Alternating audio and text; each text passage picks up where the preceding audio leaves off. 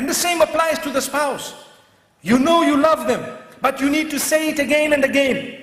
Like we got to the food moments ago, and you need to say this food is, mashallah, it's really, really great. Even if the salt is a little bit more. Because sometimes, as I was saying, she spends so much time bringing it in front of us, and we are worried about how it's smelling, number one. And number two is we say, as we taste it, the salt is too much, no?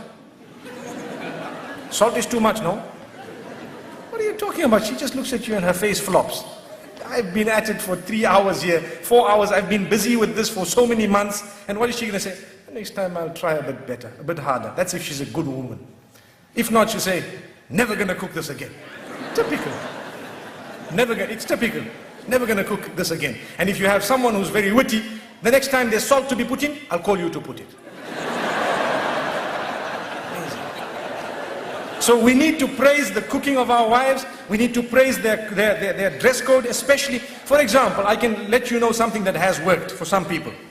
Where you find some women, you know, they don't like to dress appropriately. So the husband sometimes wants to tell them something. There are 2, 3 ways of doing it. You can either say, this is very bad, I don't want you to wear this. And you know, you might have a response. But if you want a response from the heart, what you do is, you tell them, the other dress looked much better than this. You see, so you are praising one thing, and that praise is not there when the other thing is there. So you have told them in a way that this is what I really love. And go beyond the limits in praise. That's your wife, don't worry. You can say whatever you want to. MashaAllah, in terms of goodness. Like the food, when you eat, even if it is a little bit this way, that way, just praise it, MashaAllah. See what it is.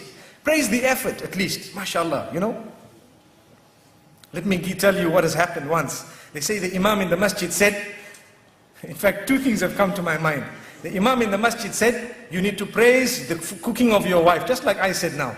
So the man went home and he had this meal and he was looking at it and looking at his wife and smiling and all happy, mashallah, and excited and everything. And when he finished, he says, oh, it was awesome. And the wife says, what? I've been cooking for you for 21 years, you never said that. Today when the food came from the neighbor, you want to say it was awesome.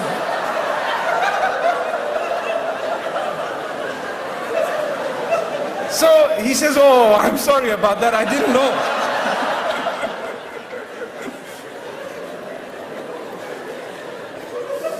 It's like the other one, the Imam, he was telling the people, you know, he gave them advice in the masjid about their wives, that look, you need to do this and do that. So the man goes home very happy. He tells his wife, darling, I'd like to carry you today. Oh, wow. Oh, I hope I'm not too heavy, darling. You know.